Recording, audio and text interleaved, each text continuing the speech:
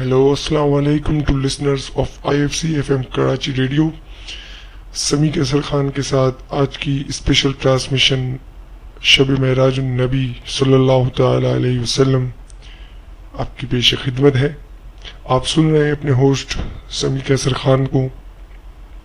ہمارے پروگرام کے سیگمنٹ میں پہلے کچھ ہی دیر میں اسٹوڈیو میں ہمارے ساتھ ڈاکٹر پروفیسر عبداللہ قادری صاحب کا ذکر المعراج النبی پہ بیان ہوگا. اس بیان کے چند لمحوں بعد ایک اور مہمان ہمارے اسٹوڈیو میں تشریف لائیں گے اور وہ اس پروگرام کا اختتام کریں گے. چلتے ہیں ایک چھوٹے کمرشل کی طرف اور کمرشل کے بعد انشاءاللہ واپس پروگرام کی طرف آتے ہیں. کہیں مت جائیے گا, ٹیون رہیے گا اپنے چینل پہ IFC FM Karachi. You are listening IFC FM Karachi Islamic Friends Circle. You are listening IFC FM Karachi Islamic Friends Circle. Hello, السلام علیکم IFC FM کراچی. میں اپنے سننے والے, چاہنے والوں اور ابھی جنہوں نے جوائن کیا ان کو ایک بار پھر السلام علیکم کہتا ہوں اور بتاتا چلوں کہ ہم IFC اسلامک فرینڈ سرکل کی طرف سے اس اسپیشل ٹرانسمیشن شب معراج النبی صلی اللہ تعالی علیہ وسلم میں موجود ہیں. اور آئیے پروگرام کی طرف چلتے ہیں. You are listening IFC FM Karachi Islamic Friends Circle.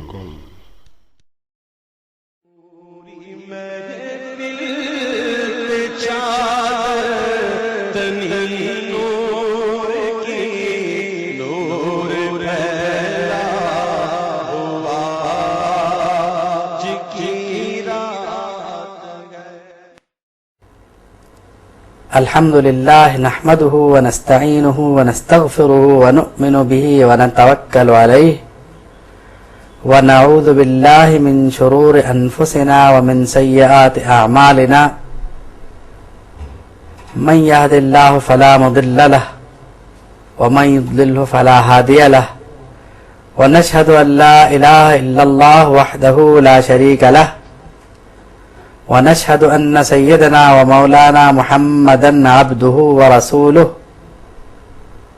أما بعد فأعوذ بالله من الشيطان الرجيم. بسم الله الرحمن الرحيم. سبحان الذي أسرى بعبده ليلا من المسجد الحرام إلى المسجد الأقصى الذي باركنا حوله لنريه من آياتنا إنه هو السميع البصير. صدق الله مولانا العظيم وبلغنا رسوله النبي الكريم ونحن على ذلك لمن الشاهدين والشاكرين والحمد لله رب العالمين. مولاي صل وسلم دائما أبدا على حبيبك خير الخلق كلهم. یہ ہماری خوش قسمتی کہ ہمیں جناب رسالت مآب صلی اللہ تعالی علیہ وسلم کے ذکر معراج کی سعادت حاصل ہو رہی ہے تاکہ ہم اس مبارک ذکر سے اپنے دل اور اذہان کو منور کر سکیں. دراصل معراج شریف ہر سال آتی ہے, ہر بار آتی ہے اور اہل ایمان اس ذکر مبارک سے اپنے دل کو جلا بخشتے ہیں اور اپنے ذہنوں کو منور کرتے ہیں. یہ مبارک ذکر اس یعنی عظیم ترین معجزے کا ہے جو صرف جناب رسالت مآب صلی اللہ تعالی علیہ وسلم کو حاصل ہے. بات یہ ہے کہ یہ اصل میں 3 مراحل ہیں: اسرا, معراج اور اعراج. اسرا مسجد حرام سے مسجد اقصی تک ہے. اس کا اگر کوئی خدا نہ خواستہ انکار کر دے تو وہ کفر ہے, کیونکہ آیت مبارکہ سے ثابت ہے. اور دوسرا مرحلہ جو مسجد حرام سے شروع ہوتا ہے یعنی مسجد بیت المقدس سے شروع ہوتا ہے اور پھر وہ سیر سماوی تک جاتا ہے، احادیث مبارکہ سے ثابت ہے. اور یہ احادیث اپنی سند کے اعتبار سے متواتر کے قریب قریب پہنچ جاتی ہیں. صحیح تو یہ احادیث ہیں ہی. ان کے منکر کو فاسق کہا گیا ہے. اور پھر آگے کی جو سیر ہے وہ بھی چونکہ احادیث کریمہ سے ثابت ہے، اس لیے اس کے منکر کو گناہگار کہا گیا ہے. یعنی اصل میں 3 مراحل ہیں اور تینوں پر 3 علیحدہ حکم جو ہیں وہ لاگو ہوتے ہیں. ایک حکم تینوں پر نہیں لگایا جا سکتا. اس لیے ذکر معراج کرنے والے کو اور ذکر معراج سننے والے کو تمام شبہات سے بالا تر ہونا چاہیے. اصل بات تو یہی ہے کہ ہم اس واقعے کو منون تسلیم کر لیں جس طرح کے احادیث کریمہ میں وارد ہے. میں قرآن مجید کا ذکر اس لیے نہیں کر رہا کہ اس کا انکار تو یقیناً کرنا مناسب ہے بھی نہیں اور محال ہے اس کا انکار. اور پھر چونکہ الفاظ ظاہر ہیں اس لیے انکار اور مشکل ہو جاتا ہے. لیکن بیت المقدس کے بعد جو معاملات ہیں اس میں اگر کہیں جا کے شبہ پیدا ہو رہا ہے تو وہ نہیں ہونا چاہیے. تو افضل ترین درجہ جو اس میں ہے وہ تو یہی ہے کہ ہم تصدیق کر دیں کہ جو کچھ ہے وہ بات بالکل صحیح ہے. یعنی جو احادیث کریمہ میں وارد ہے وہ بالکل صحیح ہے. اور ایک اور مسئلہ جو عموماً پیدا ہوتا ہے وہ یہ ہے کہ معراج شریف جسمانی ہے کہ روحانی. اب روحانی معراج اگر ہوتی، یا کچھ لوگوں کا خیال یہ ہے کہ معراج جو ہے وہ خواب کی حالت میں ہو گئی، تو روحانی معراج تو بقول علامہ ابن قیم کے یعنی حضور کو کئی بار ہو چکی. اور پھر روحانی معراج کا کیا ہے، ذکر کیا نہ کیا. اصل مسئلہ جو ہے وہ جسمانی معراج کا ہے. اگر خواب میں معراج ہوتی تو قرآن مجید میں نبی کریم صلی اللہ تعالی علیہ وسلم کا ایک خواب ذکر فرمایا گیا جو فتح مکہ سے متعلق ہے، اور اس میں صاف لفظوں میں فرما دیا گیا لقد صدق اللہ رسولہ الرؤیا بالحق. اللہ نے اپنے رسول کے خواب کو سچا کر دکھایا. تو اب اگر خواب ہوتا تو قرآن کریم میں یہ وارد ہو جاتا کہ یہ حالت خواب کی بات ہے. تو معلوم یہ ہوا کہ نہ یہ خواب کی بات ہے نہ یہ روحانی کی بات ہے، یہ بیداری کی بات ہے اور معراج جسمانی کی بات ہے. یعنی معراج وہ حالت بیداری اور آپ کے جسم و روح دونوں کو ہوئی. کیونکہ قرآن مجید میں ہے سبحان الذی اسری بعبدہ، پاک ہے وہ ذات جو اپنے محبوب بندے کو مسجد حرام سے مسجد اقصی تک لے گئی، لیلاً، رات کے قلیل حصے میں، مختصر ترین حصے میں. تو اب مسئلہ یہ ہوگا کہ مسجد حرام سے مسجد اقصی کتنی دور ہے، اور کیا رات کے قلیل حصے میں پہنچنا آسان بات ہے؟ ہمارے لیے جو بات انتہائی مشکل ہے، اللہ رب العالمین کے لیے اس بات کے کوئی معنی نہیں ہے. کیونکہ اللہ کے لیے کوئی چیز مشکل نہیں ہے. کئی مقام پر قرآن مجید میں آیا کہ یہ بات اللہ کے لیے آسان ہے. وَكَانَ ذَلِكَ عَلَى اللَّهِ يَسِيرًا، اللہ پر یہ بہت آسان ہے. کیونکہ یہ تو ہم سمجھ رہے ہیں نا کہ ایک مشکل ترین کام ہے مسجد حرام سے مسجد اقصی تک کا فاصلہ طے کرنا، لیکن اللہ کے لیے یہ فاصلہ طے کرانا مشکل نہیں ہے، اور حضور کے لیے اللہ کی مدد سے یہ فاصلہ طے کرنا مشکل نہیں ہے. کیونکہ یہ سب کچھ بہت میں خداوندی ہو رہا ہے. اور پھر اعلان فرمایا جا رہا ہے کہ پاک ہے وہ ذات جو اپنے بندے کو راتوں رات مسجد حرام سے مسجد اقصی تک لے گئی. اور کیوں؟ بارکنا الذی بارکنا حولہ، یعنی وہ ذات پاک ہے، بارکنا حولہ، اس کے گردا گرد ہم نے برکتیں رکھی ہوئی ہیں، یعنی مسجد حرام سے مسجد اقصی تک اور مسجد اقصی کے حصے میں جو برکات رکھی ہوئی ہیں، تو وہاں اللہ حضور کو لے گیا اور وہاں کیا ہوا، لنریہ من آیاتنا، تاکہ ہم اسے اپنی نشانیاں دکھائیں۔ اب وہ نشانیاں کیا ہیں؟ کچھ تو ظاہر ہیں، احادیث میں آ گئی ہیں، اور کچھ یقیناً ہمیں نہیں معلوم ہوں گی۔ تو اب اگر کچھ نشانیاں ہمیں نہیں معلوم تو اس کے معنی ہرگز یہ نہیں ہے کہ وہ نہیں ہے۔ ہم اپنی لا علمی کی بنیاد پر کسی حقیقت سے انکار نہیں کر سکتے۔ تو معلوم یہ ہوا کہ معراج شریف روحانی نہیں بلکہ جسمانی ہے، اور اس کام میں پوری رات بھی نہیں لگی، بلکہ صرف اتنی بات ہوئی، لیلاً رات کے قلیل حصے میں سب کچھ ہو گیا۔ اللہ رب العالمین رات کے قلیل حصے میں بھی سب کچھ کرنے پہ قادر ہے،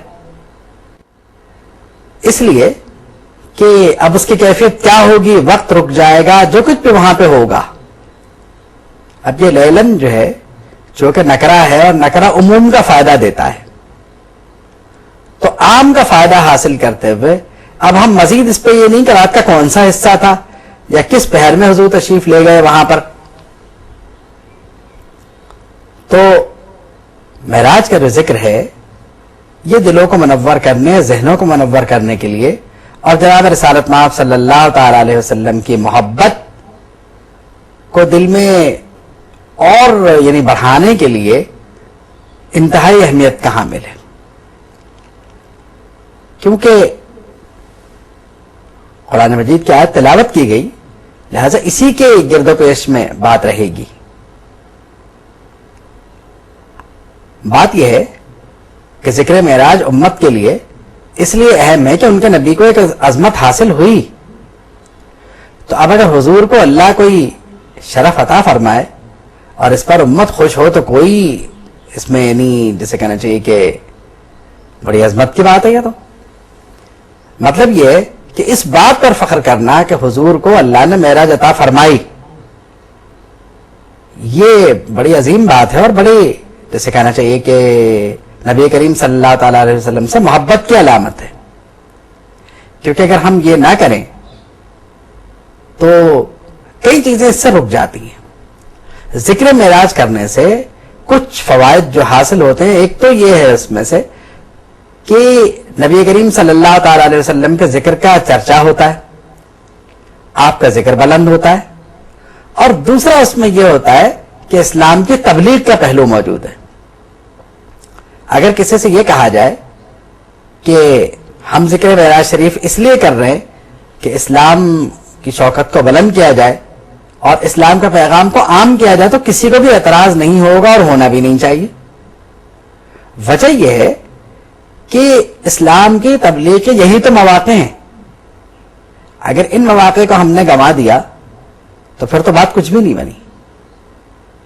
بات یہ ہے کہ قرآن مجید ہم سے فرما رہا ہے کہ پاک ہے وہ ذات جو اپنے بندے کو راتوں رات مسجد حرام سے مسجد اقصی تک لے گئی،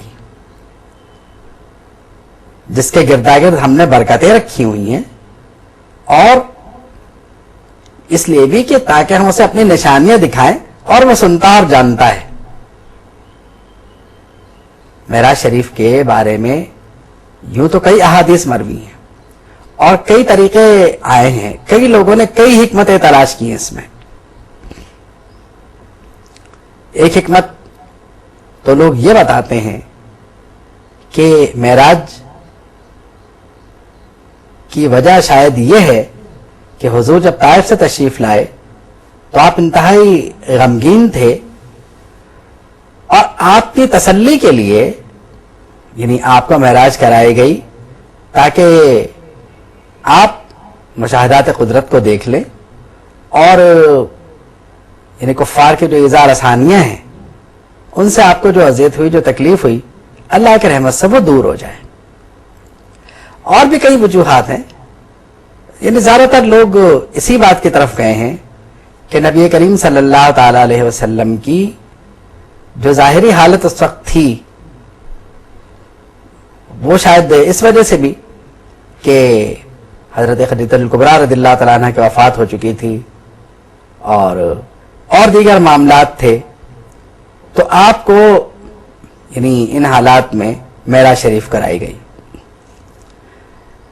معراج شریف کی تاریخ میں اور مہینے میں ان میں اگرچہ اختلاف موجود ہے، لیکن اس اختلاف سے کوئی فرق نہیں پڑتا۔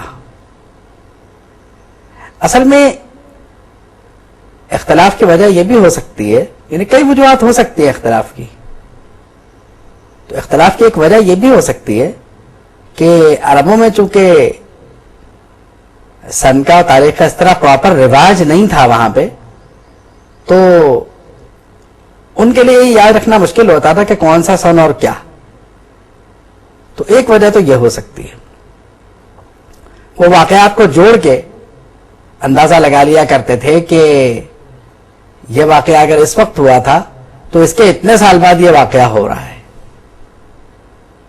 تو سن میں، مہینے میں اور وقت میں باوجود تمام تر اختلافات کے یعنی اتنی بات تو بہرحال موجود ہے، اور اس پر یعنی قول مشہور ہے کہ 27 رجب شریف کو حضور کو معراج ہوئی، بلکہ کچھ نے تو یہ بھی فرمایا کہ 27ویں شب اور بروز پیر، یعنی پیر کی شب تھی اور 27ویں ہی کی شب تھی وہ، یہ قول مشہور ہے۔ جمعہ بھی آیا ہے اس میں، لیکن مسلمانوں کا جو اجماع دیکھنے میں آیا ہے وہ 27 ہی میں دیکھنے پہ آیا ہے کہ 27 ہی کو لوگ شب معراج شریف جو ہے وہ مناتے ہیں۔ 27 کو شب معراج کے منانے میں یوں تو کئی حکمتیں ہو سکتی ہیں، اور یقیناً اللہ رب العالمین نے جو حکمتیں رکھی وہ رکھی، کیونکہ حکیم کا فعل حکمت سے خالی نہیں ہوا کرتا۔ اور پھر ذکر معراج کرنا یہ تو بہت اچھی بات اس لیے بھی ہے کہ جناب نبی کریم صلی اللہ تعالی علیہ وسلم نے خود صحابہ رضی اللہ تعالیٰ عنہم کو واقعہ معراج اپنی زبان فیض ترجمان سے ارشاد فرمایا، اور وہ واقعہ احادیث کی کتابوں میں موجود ہے۔ تو بات یہ ہے کہ جتنے مشاہدات ہوئے اور جو کچھ نبی کریم صلی اللہ تعالی علیہ وسلم نے وہاں مشاہدہ فرمائے وہ سب یعنی احادیث صحیحہ اور اخبار مشہورہ کے ذریعے الحمدللہ مسلمانوں میں موجود ہے۔ اب بات اتنی رہ جاتی ہے کہ کیا سلف صالحین میں اس کا رواج تو تھا نہیں، تو پھر ہم کیوں منا رہے ہیں؟ بات یہ ہے کہ اب رواج نہ ہونے کی کئی وجوہات ہو سکتی ہیں۔ یوں تو بہت سے باتوں کا رواج سلف صالحین میں نہیں تھا، بلکہ اگر ہم اپنے قریب میں جائزہ لیں تو آپ یہ محسوس کریں گے کہ اختلاف کے معنی یہ کہاں ہیں کہ آپ اس کے واقعے سے انکار کر دیں اور اس کو منانے سے انکار کر دیں۔ دیکھیے ایک بات تو یہ ہے الاصل فی الاشیاء اباحۃ، کہ اصل میں ہر شے مباح ہے۔ کیوں؟ اس لیے کہ حرام کے فہرست واضح ہے۔ حضور نے فرمایا الحلال بین والحرام بین وبینہما مشتبہات، حلال یہ بین ہے، واضح ہے، حرام وہ واضح ہے، اس کے درمیان جو بھی ہے وہ مشتبہ چیزیں ہیں۔ تو اصل میں ہر شے مباح ہے، اصل میں اگر اسے شریعت نے حرام قرار نہیں دیا تو وہ حرام نہیں ہے، پھر وہ حلال ہو جاتی ہے۔ ایک بات۔ دوسری بات ہے کہ اگر شریعت مطہرہ کے لیے اس میں کوئی برائی کا پہلو موجود نہیں ہے اور خیر کا ہی پہلو موجود ہے تو اس کے کر لینے میں کوئی حرج بھی نہیں ہے۔ رہی یہ بات کہ آپ یہ کہیں کہ نہیں سلف کے درمیان اس پہ اختلاف تھا، آج بھی اختلاف اقوال موجود ہے، تو اس کو منانے کے کیا معنی ہوئے؟ دیکھیے بات یہ ہے کہ اختلاف کے ہونے سے ہم یہ نہیں کہہ سکتے کہ ایک کام ناجائز ہو گیا. مثال کے طور پہ کیا کوئی شخص یہ کہہ سکتا ہے کہ نماز میں، اگرچہ نماز پڑھنے کے معاملے میں 5 نمازوں میں سب متفق ہیں، اس کے بعد اختلاف آ جاتا ہے رفع یدین کریں یا نہ کریں، لیکن اس اختلاف کے آنے سے اصل میں تو فرق نہیں آتا نا. یعنی نماز اپنی جگہ موجود ہے، رفع یدین کرنا نہ کرنا یہ آپ کا مسئلہ ہے، لیکن نماز فی نفس ہی موجود ہے. بالکل اسی طرح یعنی دیگر مثالوں میں آپ قیاس کریں تو بہت سی باتیں آپ کے ذہن میں آئیں گی کہ جہاں اختلاف موجود ہے اور اس اختلاف سے وہ کام رکتا نہیں ہے اور نہ ہی اس کے عدم جواز کا کوئی پہلو ملتا ہے. اب بزرگوں سے اگر مان بھی لے جائے کہ ایک چیز مروی نہیں ہے تو آخر یہ منانے کا رواج بھی تو کہیں سے آیا ہوگا. اور پھر اگر ایک ایسا جشن ہو کہ جس میں سب کچھ جائز ہو، قرآن مجید کی تلاوت جائز، درود شریف جائز، احادیث کریمہ جائز، تو باقی بچتا کیا ہے؟ اور نوافل پڑھنے کی بھی کہیں ممانعت نہیں ہے. اکثر و بیشتر یہ کہا جاتا ہے کہ صاحب 27 رجب کا جو روزہ ہے اس کا تو کوئی مسئلہ ہی نہیں ہے، یہ کیوں رکھیں؟ دیکھیے روزہ نفل ہے اور کوئی تاریخ ایسی نہیں ہے جس میں نفلی روزہ ممنوع ہو. تو اب اگر کوئی اس دن روزہ رکھ لیتا ہے تو آپ کو اسے برا بھلا نہیں کہنا چاہیے، کیونکہ اس دن روزہ منع نہیں ہے. ایک بات تو یہ ہے.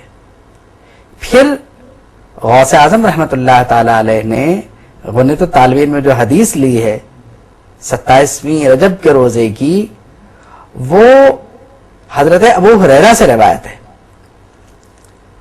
اب یہ کہ شیخ نے اس حدیث کو قبول فرمایا اور 27ویں روزے کی ترغیب دی، اور اس حدیث میں اس روزے کا ثواب، روزہ نفلی ہے اور اس نفلی روزے کا ثواب کو یعنی 60 مہینوں کے روزے کے برابر قرار دیا گیا.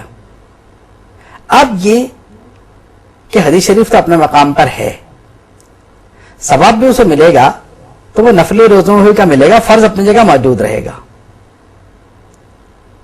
اس میں ایک یعنی بڑی جو لطف کی بات ہے اس پورے معاملے میں وہ یہ ہے کہ اگر کوئی اس دن روزہ رکھ لے اور کسی وجہ سے وہ روزہ ٹوٹ جائے تو چونکہ روزہ نفل ہے اس لیے نفلی روزے کی قضا جو ہے وہ ایک ہی روزہ ہوگی، کفارہ نہیں ہوگا. اس طرح سے نہیں ہوگا کہ آپ رمضان شریف کی طرح 2 مہینے کے روزے رکھ رہے ہیں. اس میں نفلی روزہ اگر گیا ہے، قضا ہوا ہے کسی وجہ سے، تو ایک ہی روزہ جائے گا، کیونکہ والا نفلی روزے کی اہمیت تو ہے. یہ بات برسبیل تذکرہ یوں ہی آ گئی. لیکن رہی 27ویں رجب کے روزے کی بات، تو اگر کوئی اس دن روزہ رکھ لیتا ہے تو میرا خیال ہے کہ ہمیں اسے اس بات کی تلقین نہیں کرنی چاہیے کہ اس نے روزہ کیوں رکھا، کیونکہ اس سے کئی فوائد حاصل ہوں گے. ایک تو یہ ہوگا کہ رمضان المبارک کی تیاریاں ہو جائیں گی، اس کی اسے اندازہ ہو جائے گا کہ جو موسم آ رہا ہے اس میں اسے کیا کرنا ہے تو یہی کہ یہ روزہ وہی رکھے جو طاقتور ہو، جس میں روزہ رکھنے کی قوت موجود ہو. اگر قوت موجود نہیں ہے تو پھر خامخواہ خود پہ جبر کی ضرورت نہیں ہے، کیونکہ روزہ فرض نہیں ہے. رمضان شریف کا روزہ تو آپ کو رکھنا ہے، اس میں بھی استطاعت شرط ہے اور اس کی استطاعت کے کڑے شرائط ہیں. لیکن نوافل میں معاملہ تھوڑا ہلکا ہے. لیکن تقویٰ کے لیے اگر اس حدیث کو اپنا لے جائے تو حرج بھی کوئی نہیں ہے. اب عموماً ایک واقعہ یہ سنائی دیتا ہے کہ سیدنا فاروق اعظم رضی اللہ تعالیٰ عنہ نے یعنی یہ فرمایا کہ اگر کسی کو عادت نہیں ہے تو وہ اس دن کا روزہ نہ رکھے. اس بات کا مفہوم یہی بنتا ہے. اور فاروق اعظم نے بقول کیسے یعنی کسی کے بقول کہ یہ روزہ جو ہے وہ اپنے سامنے توڑنے کا حکم دیا اور یہ روزہ توڑوا دیا. اب بظاہر اس واقعے سے کچھ حاصل ہوتا یا نہ ہوتا مگر ایک بات تو طے، یعنی اس کا مطلب یہ ہوا کہ اس روزے کا ثواب، یعنی اس روزے پر جسے کہنا چاہیے کہ اس وقت بھی لوگوں کا طرز عمل یہ تھا کہ رکھ لیا جائے، اور لوگ رکھ لیا کرتے تھے. اور ایک معنی یہ بھی ہوئے، اس واقعے سے فائدہ یہ پہنچا کہ صحابہ کے زمانے میں 27 رجب کا روزہ اس کا وجود تھا اور لوگ نفلی روزہ سمجھ کر رکھ لیا کرتے تھے. اب فاروق اعظم رضی اللہ تعالیٰ عنہ حدیث کے خلاف تو نہیں جا سکتے، لہذا یہ بہت زیادہ قرینہ قیاس بات ہے کہ فاروق اعظم رضی اللہ تعالیٰ عنہ نے یہ روزہ ان لوگوں سے چھڑوایا ہو جن میں اس وقت انہوں نے محسوس کیا ہو کہ یہ قوت موجود نہیں ہے کہ یہ روزہ رکھ لیں. تو جن میں یہ طاقت موجود نہیں تھی ان سے اگر انہوں نے یہ روزہ ساقط کرا دیا تو کوئی بات نہیں. حدیث شریف میں آتا ہے علیکم بما تطیقون، بخاری کی حدیث ہے کہ تم پر لازم ہے کہ تم اپنی قوت کے مطابق، یعنی جتنی تم میں طاقت ہے، جتنی تم میں استطاعت ہے، اس کے مطابق عبادت کرو. تو اس روزے کے معاملے میں بھی فاروق اعظم کا طرز عمل یہی رہا ہوگا، انہوں نے اس حدیث پر عمل کر لیا. یعنی اس کا مطلب یہ ہوا کہ یہ روزہ کہیں نہ کہیں موجود تھا اس وقت بھی، لیکن اب اس کا مطلب ہرگز یہ نہیں ہے کہ آپ سے یہ کہا جائے کہ صاحب یہ روزہ فرض ہے آپ ضرور رکھیے. شرف کی بات ہے، بزرگی کی بات یہ ہے کہ آپ یہ روزہ رکھیں، لیکن نفل سمجھ کے رکھیں، اور اگر نہ رکھیں تو کوئی مذائقہ نہیں ہے. یہ بھی ہو سکتا ہے کہ آپ رات کو، یعنی شب معراج شریف کی رات کو آپ جاگ تو لیں، اللہ کی عبادت بھی کر لیں، لیکن آپ دن میں یہ روزہ نہ رکھیں تب بھی کوئی مذائقہ نہیں ہے. اگر آپ میں قوت موجود نہیں ہے تو چھوڑ دیجئے، اور اگر آپ دونوں کام کر سکتے ہیں تو سبحان اللہ. یعنی رات کا جاگنا منع نہیں ہے. دیکھیے بے شک مشروع نہیں ہے، شریعت میں نہیں ہے، لیکن اصلاً تو مباح ہے نا. رات کی عبادت سے کسی کو اختلاف نہیں ہے. اور کتنا حصہ کرے گا، یعنی قرآن مجید میں جو حکم ہے یا ایھا المزمل قم اللیل الا قلیلا نصفہ او انقص منہ قلیلا او زد علیہ، کہ اے کمل اوڑھنے والے صلی اللہ تعالی علیہ وسلم، آپ رات کے کچھ حصے میں کھڑے ہوا کریں. اب یا تو وہ تھوڑا ہو، نصف ہو، یا اس سے کچھ کم ہو، یا اس سے بڑھا لیا کریں. یعنی رات میں آپشن موجود ہے کہ آپ کتنی رات تک عبادت کریں گے. تو اب اگر کوئی یہ سمجھتا ہے کہ معراج شریف کی رات ہے اور اسے پوری رات عبادت کر لینی چاہیے تو خشوع و خضوع کے ساتھ عبادت کرے، اور جب تک خشوع و خضوع موجود ہو طبیعت میں اس وقت تک بالکل عبادت کرے. وہ کوئی مذاقہ نہیں، کوئی منع نہیں ہے. اور یہ بھی کوئی جواز نہیں کہ چونکہ سال میں 364 راتیں آپ سوئے ہیں تو اس رات میں آپ کیوں جاگیں گے. ایسا بھی کہیں کچھ نہیں ہے. آپ اگر جاگنا چاہتے ہیں آپ جاگ لیجئے، نہیں جاگنا چاہتے کوئی بات نہیں، جتنا جاگ سکتے ہیں الحمدللہ. مطلب یہ ہے کہ رات میں اگر آپ نے نوافل پڑھے تو ہو سکتا ہے اگر آپ یہ سوچ کے پڑھ لیں کہ معراج شریف کی رات میں جو نماز پڑھی گئی ہوگی اللہ رب العالمین اس کی برکت سے میرے اس نماز کو قبول فرمائے، تو یہ یقیناً ایک مستحسن بات ہے. بات یہ ہے کہ مستحبات جو ہیں، پسندیدہ افعال، اس میں روکنا نہیں چاہیے، کیونکہ مستحبات یا مستحب افعال ایسی یعنی چیزیں ہیں اور ایسے اعمال ہیں کہ جن کی وجہ سے انسان کو آگے بڑھنے میں، روحانی ترقی کرنے میں مدد ملتی ہے. تو مستحب اعمال میں اگر کسی کا دل لگ رہا ہے تو اسے ضرور کرنے دینا چاہیے. اب ایک اصول یہ بنتا ہے کہ صاحب یہ تو پورے سال نماز ہی نہیں پڑھتا تو آج پڑھ کے کیا کرے گا. نہیں، یہ مت کریں. آپ اسے اس رات میں نماز پڑھنے دیجئے، ہو سکتا ہے کہ اللہ اس کے دل کی دنیا تبدیل فرما دے. اور آپ دعا کریں کہ اگر اس کا سر اللہ کی بارگاہ میں آج کی رات جھکا ہے تو بس ہمیشہ اس کے سامنے اس کا سر جھکتا رہے. دیکھیے اس رات تو نماز ضرور پڑھنی چاہیے. وجہ یہ ہے کہ اسی رات میں تو ہمیں 5 نمازوں کا تحفہ ملا اور 50 سے 5 ہوئی. وہ اگر 50 ہوتی تو ہم کیا کرتے سوچیں. تو 50 سے 5 نمازیں اور پھر ان 5 نمازوں میں 50 کا ثواب, تو یہ کتنا بڑا انعام ہے اللہ رب العالمین کی طرف سے ہمارے لیے. اور جو پورا سال جس نے نماز نہیں پڑھی, اگر وہ اس رات نماز پڑھ رہا ہے تو یہ تو بہت بڑی بات ہے کہ وہ اس رات میں نماز پڑھ رہا ہے جس رات نماز ہم پہ فرض ہوئی. تو اس کی حوصلہ افزائی کرنا چاہیے اور اسے ترغیب دینا چاہیے اس بات کی کہ دیکھو آج کی رات نماز فرض ہوئی تھی, تو اب تم نے آج نماز پڑھی ہے تو اب نماز چھوڑنا نہیں. اس لیے کہ نبی کریم صلی اللہ تعالی علیہ وسلم کو جو قرب خاص ملا اور اس کے ساتھ جو نماز ہمارے لیے بطور تحفہ بھیجی گئی, تو ہمیں اس پر پابندی ہمارے لیے ضروری ہے. تو یہ تبلیغ ضروری ہے. اگر وہ اس رات ہاتھ آیا ہے تو اس کے ہاتھ آنے کا فائدہ اٹھایا جائے. مطلب یہ ہے کہ معراج کی رات کی عظمت کو کسی شاعر نے ایک شعر میں یوں قلم بند کیا کہ اختر شام سے آتی ہے سحر کی آپ. اس بات کو کسی شاعر نے جس طرح قلم بند کیا ہے تو اس سے یہ بات سامنے آتی ہے کہ اس رات کی عظمت انتہا سے زیادہ ہے, اور یہ وہ رات ہے اور یہ وہ عظمت والی رات ہے کہ جس کو صبح سجدہ کرتی ہے, سجدہ کرتی ہے سحر جس کو, وہ ہے آج کی رات. تو یہ وہ رات ہے کہ جس میں نبی کریم صلی اللہ تعالی علیہ وسلم کو اللہ رب العالمین نے انتہائی شرف اور کمال عطا فرمایا, اور حضور کو یہ وہ معجزہ ہے جو حضور کے علاوہ کسی اور کو عطا نہیں ہوا. مطلب یہ ہے کہ قرب کا وہ کون سا مقام تھا جو وہاں رہ گیا.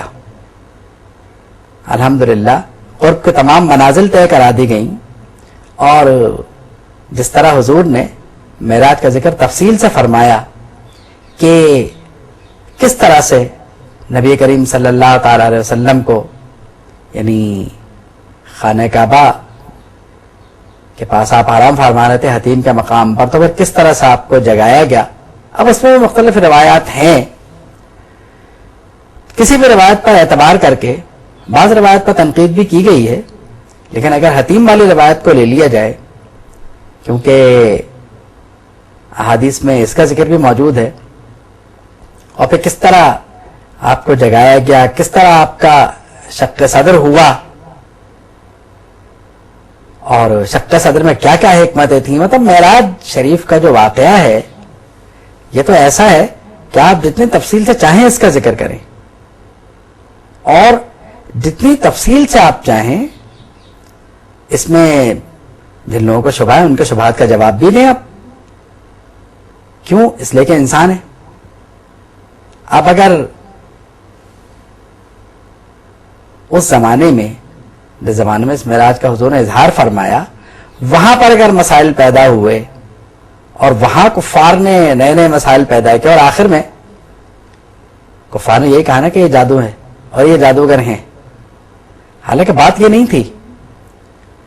جادوگر جتنا بھی طاقتور ہو, لیکن اس کے لیے یہ بات بہت مشکل ہے کہ اس کے مشاہدات اتنے طاقتور ہوں. کفار نے کس کس طرح نبی کریم صلی اللہ تعالی علیہ وسلم کا امتحان لیا, اور حضور کس طرح اس امتحانی مراحل سے گزرے, اور کس طرح نبی کریم صلی اللہ تعالی علیہ وسلم نے ان مقامات کو سر کیا. یہ بڑے غور کی بات ہے. ذکر معراج یہ جیسے کہنا چاہیے کہ محبت سے سننے اور محبت سے کرنے کا ذکر ہے, کیونکہ اس میں حضور کے فضائل و کمالات ہیں. بات یہ ہے کہ مفسرین اور محدثین کا تو یہی مسلک رہا کہ نبی کریم صلی اللہ تعالی علیہ وسلم کو معراج جسمانی ہوئی, حضرت عائشہ رضی اللہ تعالیٰ عنہ کی طرف جو بات منسوب ہے تو لوگوں نے یہ کہا کہ ابن اسحاق کی یہ روایت غلط ہے کہ حضرت عائشہ کا مذہب یہ تھا کہ حضور کو روحانی معراج ہوئی، بلکہ قاضی ایاز رحمۃ اللہ علیہ نے حضرت عائشہ کا صحیح مذہب یہ بتایا کہ وہ جسمانی معراج کے قائل تھی۔ بات یہ ہے کہ قرآن مجید میں جو لفظ ہے وہ ہے عبدی ہی، تو عبد کا اطلاق جو ہے وہ جسم و روح دونوں پہ ہوتا ہے۔ مطلب یہ ہے کہ عبد نہ خالی جسم ہوگا نہ خالی روح ہوگی۔ ویسے تو لغتاً تو ہو سکتا ہے کیونکہ ہر چیز اللہ کی مخلوق ہے، جسم بھی اللہ کی مخلوق ہے، روح بھی اللہ کی مخلوق ہے، تو ہو تو سکے گا، لیکن یہ کہ انسان نہ روح کے بغیر کچھ ہو سکتا ہے نہ جسم کے بغیر۔ تو بات یہ ہے کہ اللہ نے کتنے پیار سے، آپ اندازہ کریں کہ سبحان الذی اسریٰ بعبدہ، اپنی پاکی کا اعلان فرمایا کہ وہ ہر عیب سے منزہ ہے، جس نے اپنے بندے کو مسجد حرام سے مسجد اقصی تک کی سیر کرائی۔ اب جہاں تک معراج شریف کی بات ہے تو معراج شریف میں جو کچھ ہوا اس میں احادیث معتبرہ اور احادیث مستندہ جو ہیں اور احادیث معتمدہ جن پر اعتماد کیا گیا، صرف انہی کو اگر جمع کر لیا جائے تو اچھا خاصا آپ کا دفتر بن سکتا ہے۔ تو لازمی بات ہے کہ یہ ذکر جو ہے وہ یوں ہی نہیں ہے، جتنا جتنا آپ اس ذکر میں آگے بڑھتے جائیں گے نبی کریم صلی اللہ تعالی علیہ وسلم کی محبت آپ کے دل میں بڑھتی جائے گی۔ تو حضور کی محبت بیدار کرنے کے لیے معراج شریف کا ذکر کرنا اور معراج شریف کے ذکر کے لیے اجتماعات کا کرنا یہ سب مباح ہیں، اور بلا شبہ اس بات کو جشن معراج کہنے میں کوئی حرج بھی نہیں ہے۔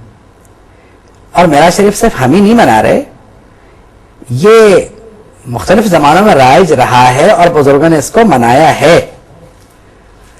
بلکہ آپ سے میں عرض کروں کہ لوگ عام طور پہ یہ کرتے ہیں رات کو تو وہ تھوڑی بہت عبادت کر لیتے ہیں یا جو کچھ بھی کرتے ہیں، 27ویں کا دن جو بہت اہمیت کا حامل ہے، اگر آپ ابن عباس رضی اللہ تعالیٰ عنہما کا معمول دیکھیں جو کہ غنیۃ الطالبین میں ذکر ہے، کہ غنیۃ الطالبین میں روایت ہے کہ حضرت ابن عباس رضی اللہ تعالیٰ عنہما 27 رجب کو اعتکاف میں بیٹھ جایا کرتے، اور اعتکاف میں بیٹھنے کے بعد تقریباً ظہر تک تو آپ نماز میں مصروف رہتے، اور پھر عصر تک آپ دعا کرتے، اور پھر آپ نے ایک موقع پہ یہ فرمایا کہ یہ حضرت رسالت مآب صلی اللہ تعالی علیہ وسلم کا معمول تھا۔